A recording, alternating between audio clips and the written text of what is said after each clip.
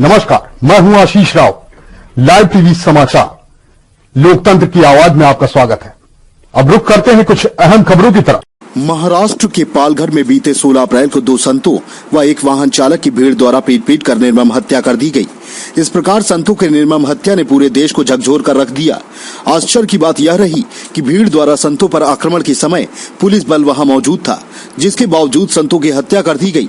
संतों की इस प्रकार से हत्या ने संतों और सन्यासियों के देश कहे जाने वाले भारत के सामने एक बड़ा प्रश्न चिन्ह खड़ा कर दिया है।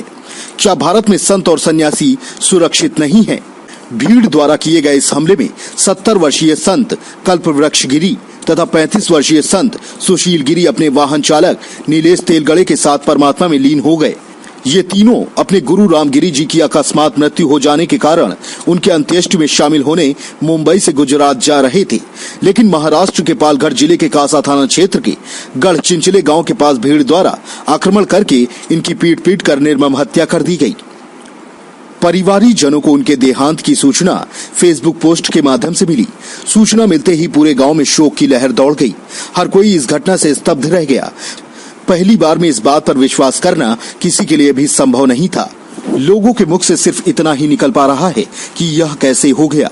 वहीं परिवारी जनों ने इसे स्थानीय पुलिस की लापरवाही करार देते हुए घटना की उच्च स्तरीय जांच की मांग की है। वहीं श्री पंच दशनाम जूना अखाड़ा के अध्यक्ष प्रेम गिरी ने वरिष्ठ पुलिस अधीक्षक पालघर को पत्र लिखकर पुलिस की भूमिका पर संदेह जताते हुए मामले की उच्च स्तरीय जांच की मांग की है। उमेश शर्मा की रिपोर्ट।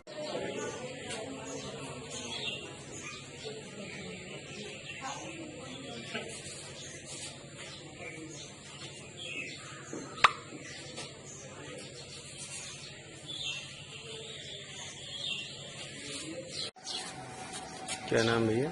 मेरा नाम शेष नारायण दुबे। शेष नारायण दुबे। ये पालघर वाला क्या मामला था? ये आपके भाई का?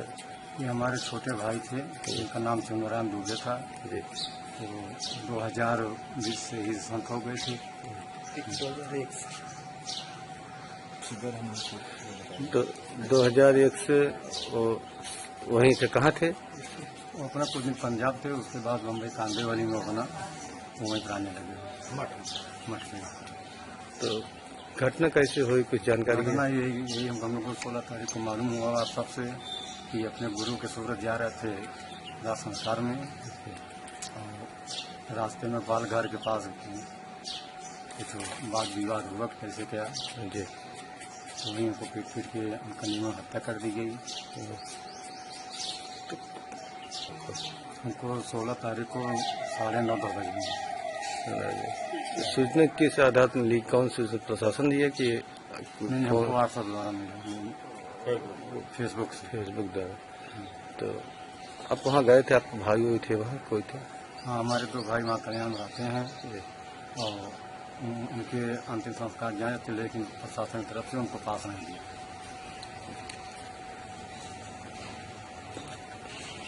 तो उनका दाह संसार या सफाली वहीं होगी कि यहाँ लेकर आएंगे? नहीं, उनका वहीं नासिक में उनके साथ थे जूने अखाड़े वाले नासिक में साधु संतमान को लिया, वहाँ उनको समाधि दी है। हम लोग यहाँ पे अपने हिसाब से उनका क्रियाक्रम करेंगे।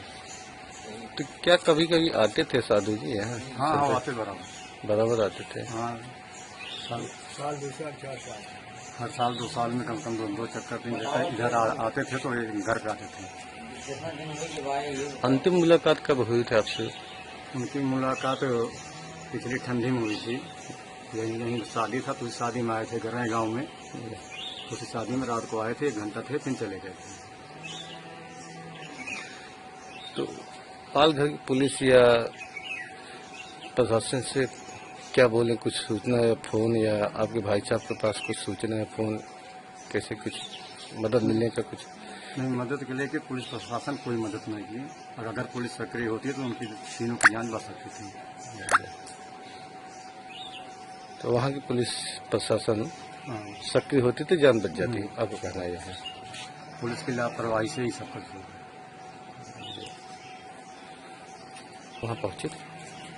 नहीं, वहाँ तो ASP के पास DM के पास फोन लगाए, किसी ने उनको वही नहीं दिया, प्रभाव कर दिया। लॉकडाउन के चलते लॉकडाउन तक तो पास ही नहीं मिला। कितने भाई थे? हम जो है 5 भाई थे, वो सबसे छोटे भाई थे। और संत जी सबसे छोटे भाई हाँ, थे सब आप? छोटे भाई थे। निकले थे वो वो 1997 से ही घर से निकल गए हैं। 1997 तो वही बॉम्बे में ना रहते थे? हाँ, बम रहते थे। मठ में।